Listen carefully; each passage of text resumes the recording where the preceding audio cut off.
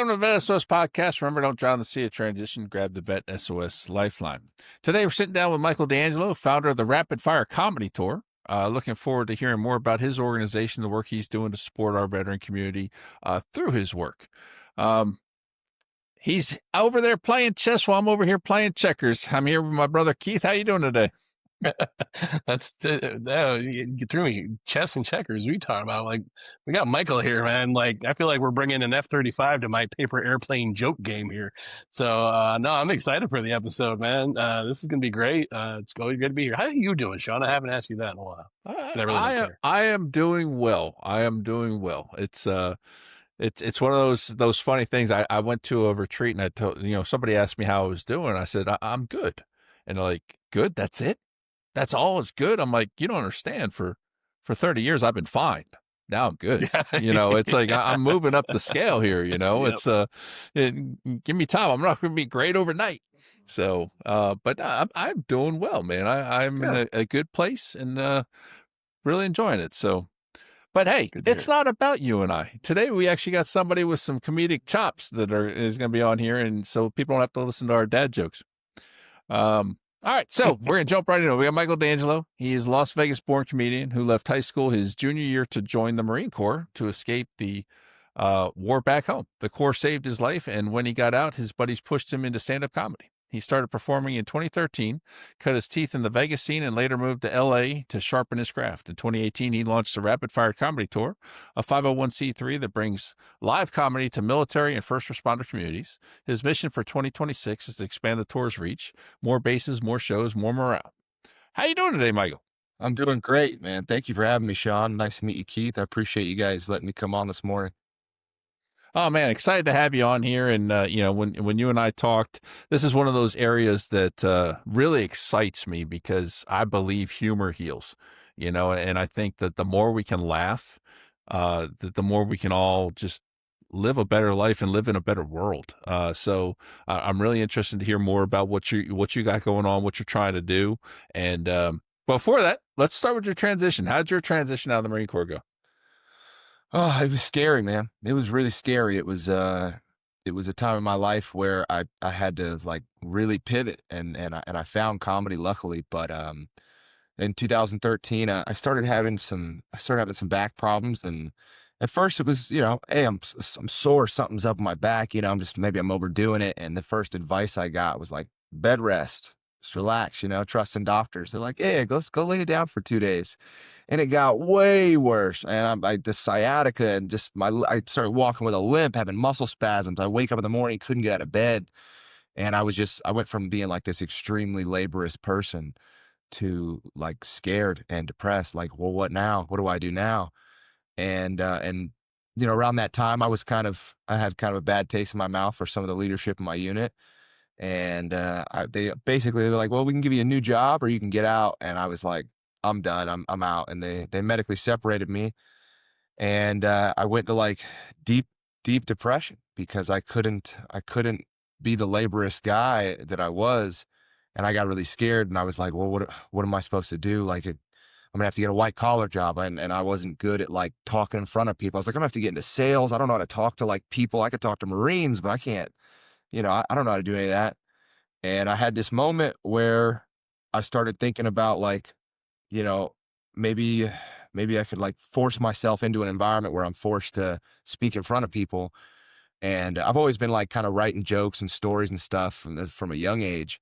So I was like, I'm going to take one of my notebooks and I'm going to go down to a comedy open mic and just like fall face first into like this fear of being on stage or being in front of people talking.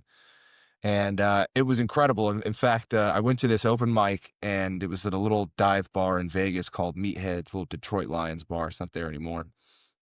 And went up, and it was crazy. My life's been pretty rough. I've had some pretty scary things go on in my life, and I've never been so scared that I almost pissed myself. And brother, let me tell you, I was waiting to go up on stage, and I'm like, they do it like in the hole on deck, and then you like, you're like, there's two people before you, there's one person before you, and then you're up and you're waiting, and they're like, all right, there's it's two more people, and I'm like, all right, I gotta piss, and I go to the bathroom and I go piss, and then I'm watching that guy set, and they go, all right, one more person. I'm like, all right, I think I got to piss again. And I go to the bathroom, I piss a little bit, and then I'm waiting. And they're like, all right, you're next. I'm like, man, I gotta piss again. I go try to piss and I can't. And then I go up on stage.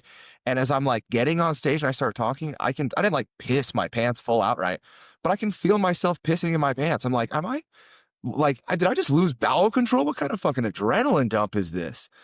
And it was, I didn't like crush and have this killer set, but I had fun and I got off stage and the adrenaline dump, I was like, holy shit, man, that was legal. That was free. I'm okay. Nobody got hurt. Like, I'm not in trouble. I'm doing this now. Like, and I didn't, that even at that point, I wasn't like, oh, I'm going to do stand up forever. This is what I want to do. But it was like, oh, this is amazing. I love doing this. I'm going to keep doing it. And then I did eventually get into sales and stuff. But that was, getting out of the military got me into stand up. That, that's a great story. And, it's amazing that you decided to face your fear of public speaking like that too, though, because that is one of those fears that some people would rather jump out of an airplane than do that. It just that just scares them, beyond belief. And I know my wife, she'll literally pass out if you put her in front of a group. She can talk to little small groups, but you put her in front of an audience, woo, she gets nervous. So definitely applaud you for facing your fear there, and just a great story on how you got to where you decided to head. So, all right. So you decided that you wanted to be a stand-up comedian. What's the next couple of years look like? How's that part start to develop? So when I finally did, you have like maybe 2 or 3 years after that moment, I was working and stuff and I was working hard and kind of grinding out, doing a lot of like really hard stuff to try and earn money and just a lot of sacrifice. And when I decided like, all right, fuck this, I'm going to take everything, all this hard work and this discipline and sacrifice, I'm going to put it into something I want to do. And I was like, I'm going to go after stand up. It was me being like, all right, well, I'm in Vegas and I'm on the Vegas scene. So I'm going to hit open mics every night. I'm going to try and get on every bar show that I can. I'm just going to develop and write. And it was very exciting because I started to realize like, oh, I'm kind of built for this because of my, I've been writing for a long time. I enjoy like being creative and coming up with like just wild stories or just interesting things and trying to make people laugh. And so I felt in a place where I was supposed to be, but I was also in this place where I was like, I know I'm not good and I want to get good, but I was hungry and I started, you get like obsessive, you get super focused, you get like really tunnel vision. And I started coming while I was like really starting to like sink my teeth into it in Las Vegas and try and grow.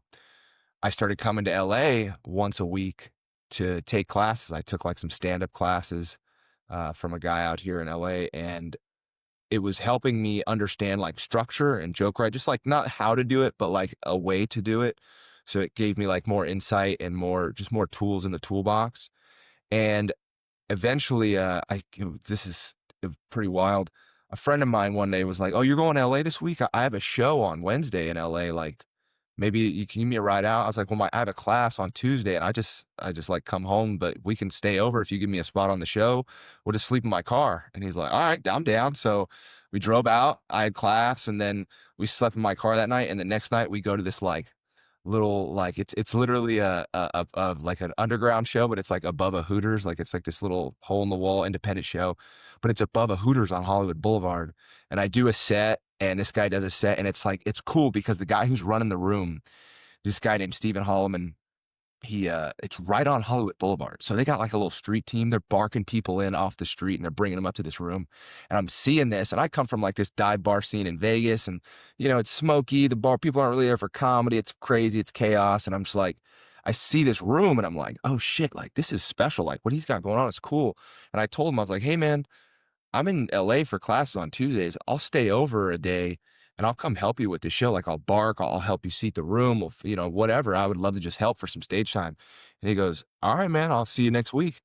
And I started coming out to LA for 2 days at a time. And I started taking more classes, started taking improv classes and some other stuff. And I did that for about a year. And I would just like do that Wednesday show and take classes and drive back. And I was spending also in those nights, I would spend time at the Comedy Store hanging out in the back of their original room, their front room. and I would watch late night, just see these guys that were now much, much bigger, much more successful. But, you know, guys like Theo Vaughn and like Tony Hinchcliffe and many others, Fahim Anwar, Amir K, like the countless other guys, but just watch them work in this room, this like, you know, the Comedy Store, this late night room of like, it's after midnight and you got people that are like really hammered or really foreign, or they've been watching comedy for 5 hours and they're burnt out. And these guys just getting them, like winning them over, taking them on this ride. And I had this moment where I was like, I got to move to LA, man. If I want to get better, I got to move to LA. I don't want to be like just a barroom comic. I want to get good. I want to get in these clubs and I want to excel. And I want to surround myself with these people. I got to get in this bigger ocean. And I moved out to LA and, I came out, and at the time I owned a condo in Vegas, and I was like, I'm not gonna pay my mortgage in Vegas and rent in LA, and I'm not living in a fucking house with 10 dudes. I've been there, done that, got the t-shirt, you know? So I was like, I'm gonna live in my car. And I like prepped it all out. You know, I've set my car up the way I wanted it. I drove out and I lived in my car for like 4 years in LA. What's crazy is when I first moved out to LA, I got hired as a door guy at one of the comedy clubs at the Improv like 4 days after I moved there. So it was like, I'm doing this like this show, this Wednesday show, my buddy, I'm taking all these classes. I'm getting like spots here and there. I'm now a door guy at this comedy club. It was like I felt like I was like, this is where I'm supposed to be, man. I would get off work and stand out on Sunset and I'm like, dude, I'm fucking doing it. This is what I'm supposed to be doing. I'm getting better. I'm riding. I'm growing. I'm in this zone. And then one night I got in my car and it was late and I was tired and I was like, let me brush my teeth before I go to sleep. And I reached in my back seat for a bottle of water and I opened it up and I filled my mouth and it was piss. And I was like, I don't know if I'm doing it, man. I don't know if this is where I'm supposed to be.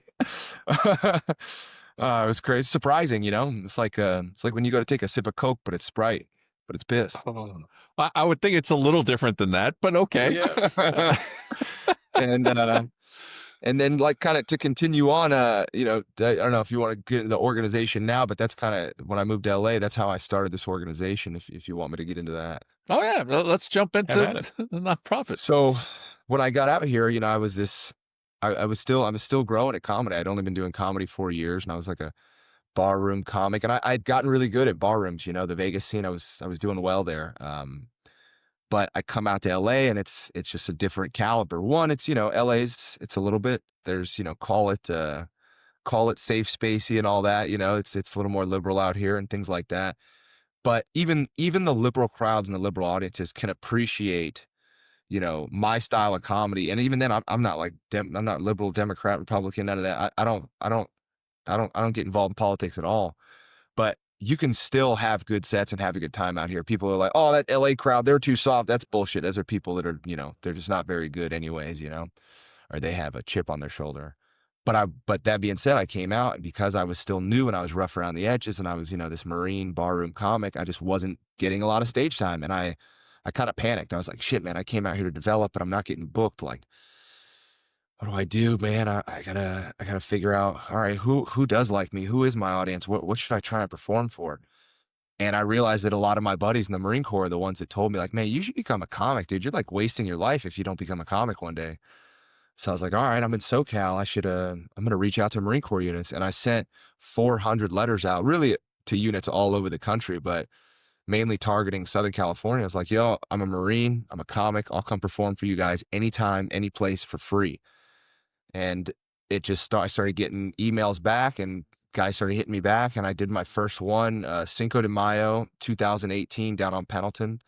And I didn't bring anybody with me. Now the tour is really developed and we'll get into that. But it was the first one. And I was like, this could like suck. This could be weird. This could get canceled last minute. It's a long drive down there. It's like, I'm just going to go by myself, figure it out. And I went and I did 45 minutes for like 250 Marines and they treated me like I was fucking Dave Chappelle, man. And it was like nothing I had ever experienced before. I was like, oh fuck, this is my crowd. These are my people. These guys get it. I speak this language. Like these guys love this. This is what I'm supposed to be doing. And it just kind of snowballed from there. I just started doing more shows and now, you know, it developed into the rapid fire comedy tour, which is like, you know, it's rapid fire. The best format for these shows, I mean, I love doing an hour for the Marines and sometimes I still do, but the best format is being able to have like a fast-paced, high-energy show. So, because it's like military-age males with a short attention span, and if you have like a Especially Marines. 45-minute killer set, that's great. But sometimes you're working on new shit and you just want to bring like your hottest 10. So I'll bring like 9 comics and we'll all do 10 minutes. I load a van up with these guys. We drive out to anywhere, like, out in the dirt, in the field, and barracks and shipping containers, anywhere. And we just set up some speakers and a spotlight and we put on a show. Any climb, any place, man. We do them all over. And it started out as like just trying to get stage time and connect with an audience. And then it became like, oh shit, like I can see what's happening. Like I would have like leadership within the unit and Marines come to me and be like, yo man, we thought this was going to suck. We thought this was going to be like whack, dude. We thought this was going to be gay. Like you guys rock. This was amazing.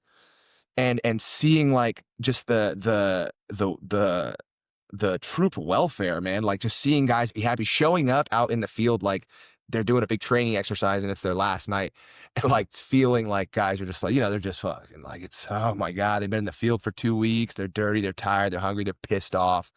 And then by the end of the show, guys are like laughing. You hear them trying to like rack out while we're like packing up and leaving. And they're like still giggling and shit, talking shit, saying our jokes, having fun, coming up to us, talking shit. And it became this thing where like, oh man, we are actually like, we're no shit, like boosting morale in this place. We're building camaraderie. I remember like leadership would tell me, they'd come to me after, or if we get letters, they'd call me after and talk to me, and they'd be like, man, I've had guys in my unit that were like beefing. They've had trouble with each other. And after your show, I see these guys like hanging out, having a good time. I'm like, wow. Like we're bringing guys together in certain ways, and it's even grown from that, so in 2019, I filed it to become a 501c3 nonprofit, and we got approved for it a month after the country shut down. So that was like a terrible time to start calling around, trying to find sponsors, bad timing. But, so it was about stage time and growth for myself. And then it became about like, man, we're here to boost morale, build camaraderie, promote troop welfare. And now, sorry, I got sirens. I'm in East LA, so it's chaos over here. It now, and it's become something even more now, because I realized like a couple years ago, I realized for a lot of these guys, like the demographic is 17 to 25. They're very young guys. A lot of them, I asked her in the shows, I go, who's been to a comedy club? 99% of them have never been to a comedy club. And even though comedy is like my whole life, I get caught in the bubble. I think it's everything. Most people, a lot of people aren't watching stand-up comedy. They don't go to live shows. So I'm like exposing these guys to this for their first time. This is their first experience with stand-up. And I realize and now I see it, now I'm looking for it. But I realize for a lot of these guys, because they come from like different parts of the country, but it's their first time like seeing like a black comedian or a gay comedian or a trans comedian. I bring like all kinds of people out, and they're like, I see guys have this moment where like, oh shit, dude, I didn't think trans people could be funny. Like this dude's funny, or like this gay dude is like crushing, or this black comic is talking about things that I never thought would resonate with me. And I realized like, oh shit, we're not only like building morale and shit with these guys, but I'm like exposing young men and service women to like culture. Like this is like, no shit, like this is the arts. This is what the arts is. Like I forget about that. I just think like, oh man, we're just having fun telling jokes. But I'm seeing these guys have these moments as young men, young adults, just be like, oh shit, man, like, damn, like, okay, I didn't know that. I never would have thought that this person could make me feel this way. And it's just become like this super powerful thing. And now, because I do 99% of these shows are free. It's just the easiest way to do it. You try and talk about budgeting with the military, and it just takes twice as long and doesn't happen. And so it's just easier to keep it free. And the overhead is pretty low. We rent a van and fill it with gas. And if there's enough money in the account, I take all the boys out to In-N-Out after the show. But like a lot of these comics, we're volunteering our time, and it's not a lot of overhead. We're not trying to get rich or anything. So, I've tried to keep it free as much as I can. And in these letters I send out now, I've sort of changed the conversation of like, yo, like we'll come out for free, any budget, we work with whatever. But like, if you guys can throw together a few $100 also, like, help us cover transpo. And I'm trying to figure out ways to like keep the tour going. And the end of this year, I've like really, with this podcast run, I've tried to figure out ways to like spread the word and get, whether it's sponsors and donors or just more shows, more people find out about us. because I'd love to do this full time. I'd love to be doing, 52 weekends a year would be great, but just to be able to, because we get maybe like 12 shows a year if we're lucky. We don't get that many of them. So I'm trying to expand the reach, which is why, I want to do more like just first responders. There's firefighter groups and police associations, and they have company parties and annual things going on, and holiday parties, reasons to celebrate. And we'll come out and put a show on for anybody, man. Like if you're a part of that demographic, that culture that is, military, first responder, family, and groups, you're gonna like this. We're good at. I bring these comics out, and I bring guys that I know are good. That's the thing, is I'm living in LA, so I get to see the best comedians in the world, and a lot of them are like the young guys, the new guys coming up that are like, they're hungry. They got that edge on them. They're working, and I get to tap these guys on the shoulder. I go, hey man, you want to get in a van and go down to Pendleton and do 10 minutes for 200 Marines tomorrow night? And they're like, what? And it's just like, I want to bring that more places. I want more people to find out about us, and I want to be able to do it more often. I would like to focus more of it, but we got to get like more money and more eyes on us. Well, that's man, that's fantastic. Have you ever looked at like, or maybe you have, but reached out to like the USO to find out if there's, potential ways you can get linked in there for some of their tours and things like that? And So when I first had this idea of like, oh, I'll perform for the military, I reached out to everybody, USO, the GIs of comedy, Armed Forces Entertainment, and many others. There's a lot of organizations, a lot of groups. And, at the time I was like new, and I hadn't been doing this yet. I hadn't been doing military shows.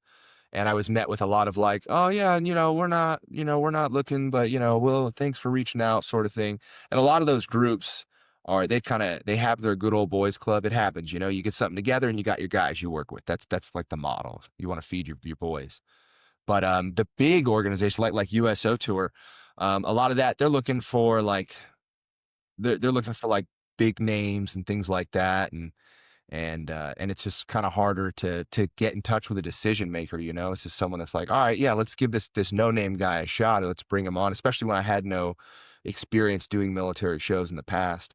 But you do make a good point, man. If I'm being honest, I'm very open to ideas and things like that. And maybe it is time I reach back out to the USO Tour and try and get the dialogue going, especially now, it's the proof is in the concept. It's less of like, hey, I have this idea, and more of like, yo, look, go visit our website and look at what we've been doing. Look, I'm already doing it. I would just like some more opportunity. That's all.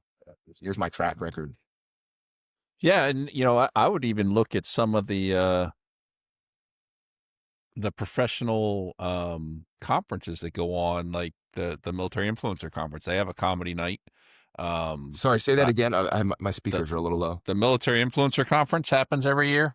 They do a comedy night typically, so they might be willing to work with you on something like that. You have a couple different military specific conferences that you might be able to get tied into. I don't know how all that works, but when you look at AUSA, the Marine Corps does one, MCON, Special Forces does one, so there's a bunch of things out there that you might be able to get tied into and provide some humor to the event, one of the nights of the event, and, really spread your word about your organization that way. So yeah, no, I'm going to look those up. That's good information.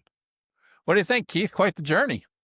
Yeah, no, it's an awesome journey. And, I've always loved comedy, the whole healing through laughter kind of thing. And so I'm just kind of curious, like for our listeners out there, I'm not. Yeah. Now they made me lose my train of thought, jerk.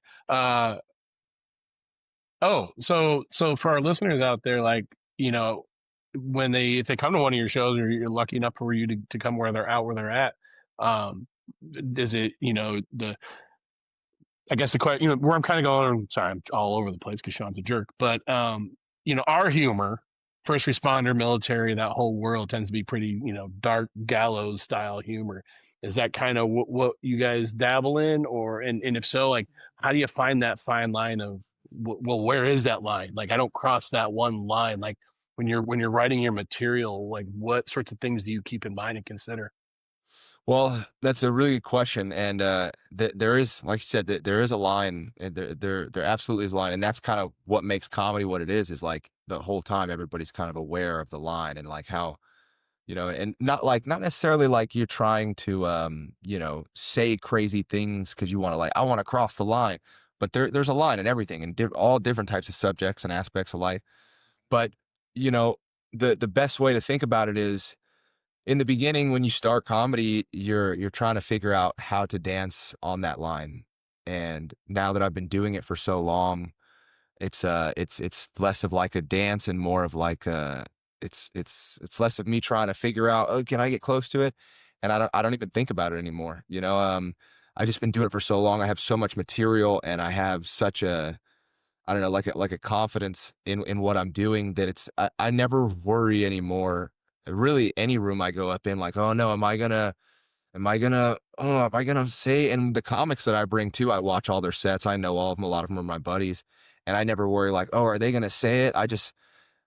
I've been doing comedy for so long, and I'm so obsessed with it that I'm very aware of what's possible, and like what's gonna happen, and not that people don't bomb sometimes, so and see, that's also a part of it. Is, doesn't matter how good you are, you might get up there and you might tell a joke and people are like, whoa. And then you got to dig yourself out for 5 minutes. And that's stand-up comedy. That's part of it, and the crowd, respects that too. They see it. That's part of the art form. Not every show is going to be perfect. Most shows are, like I said, in time, you just get really good and it doesn't matter. But as far as like subject and content material for myself, I'm a single dude. I was in the Marine Corps. I grew up rough in Las Vegas. So a lot of my stuff is, we'll call it, in the beginning, it was very dark because of my inspiration. I was very inspired by a lot of comedians that talked about like dark stuff, like Anthony Jeselnik, for instance. I was very into that style of stuff like that. And, just being in the Marine Corps, you got a couple dead baby jokes in your pocket, it's just how it works.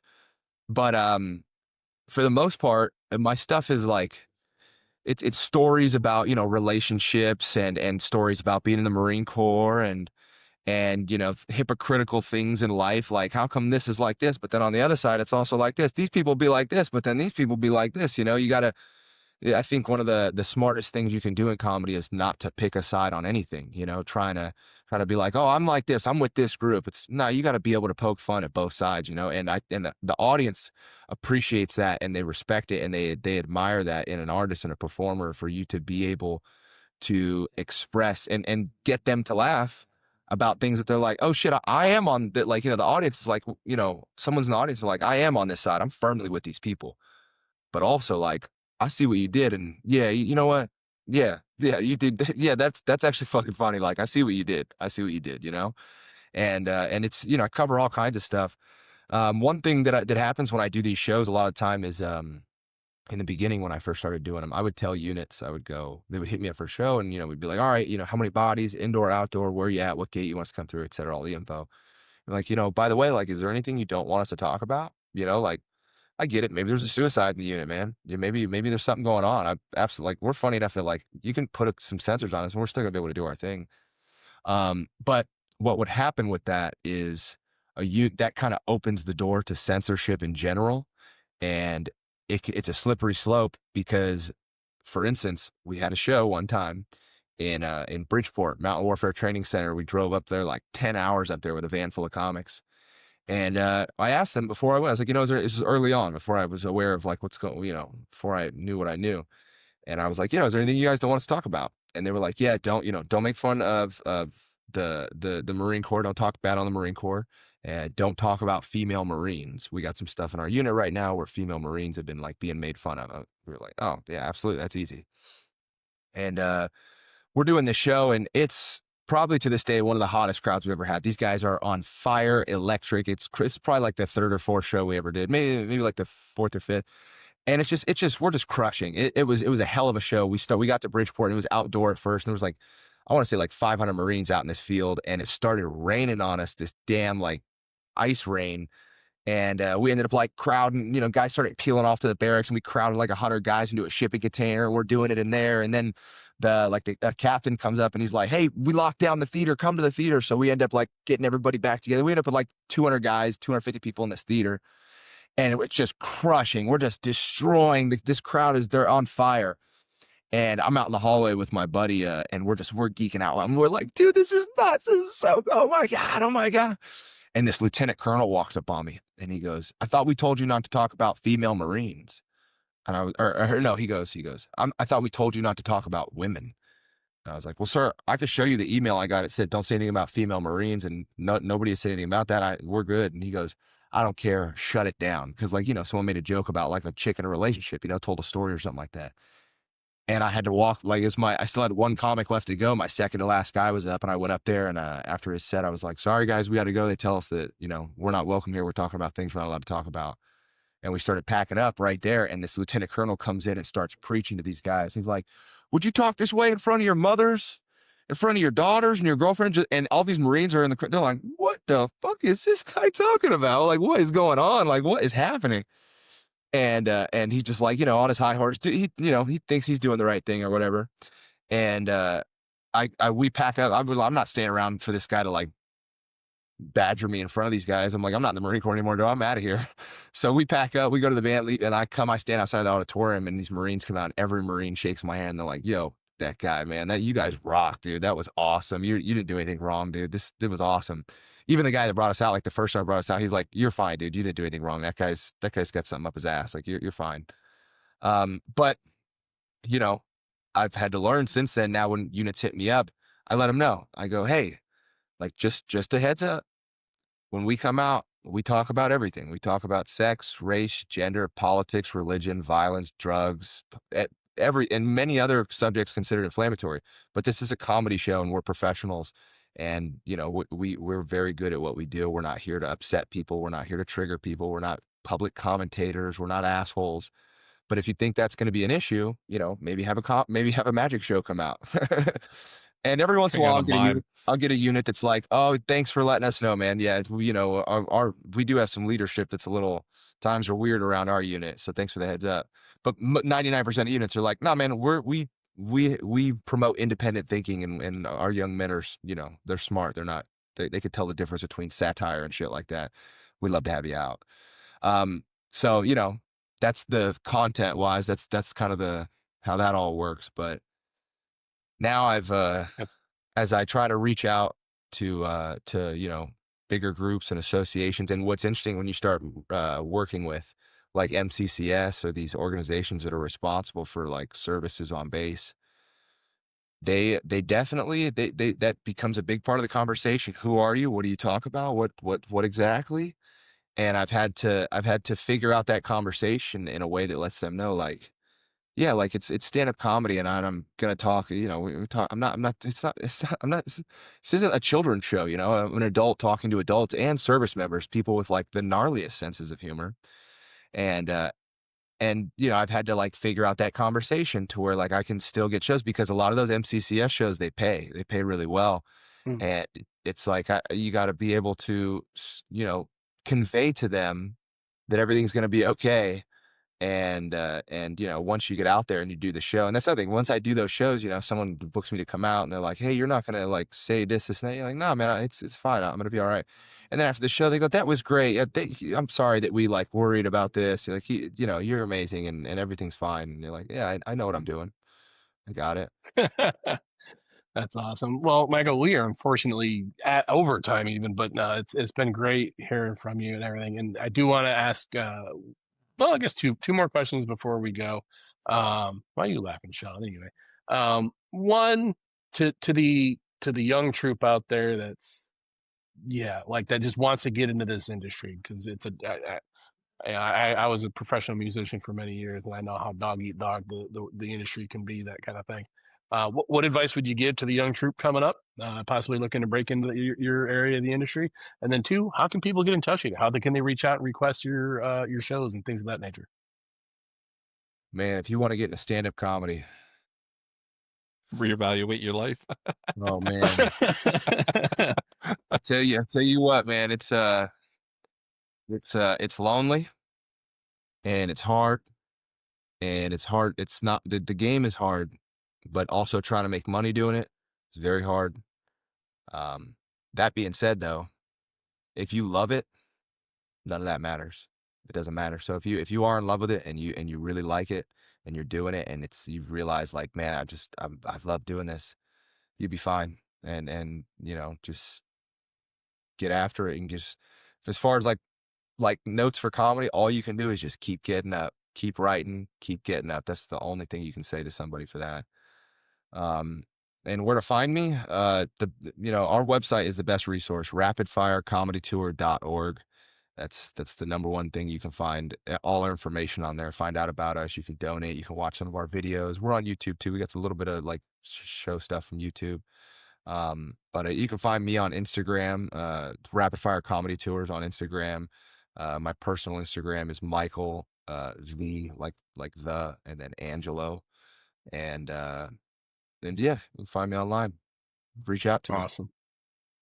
Hey, Well, Michael, before you close out, Keith, yeah, I just want to highlight that point you just made, though. Is there's a reason they call it, struggling comic, struggling actor, struggling musician. I mean, it's not easy to break into that world, but following your passion, and what impresses me most about you, Michael, and you really hit it home with me when we first talked, was you're a student of the game.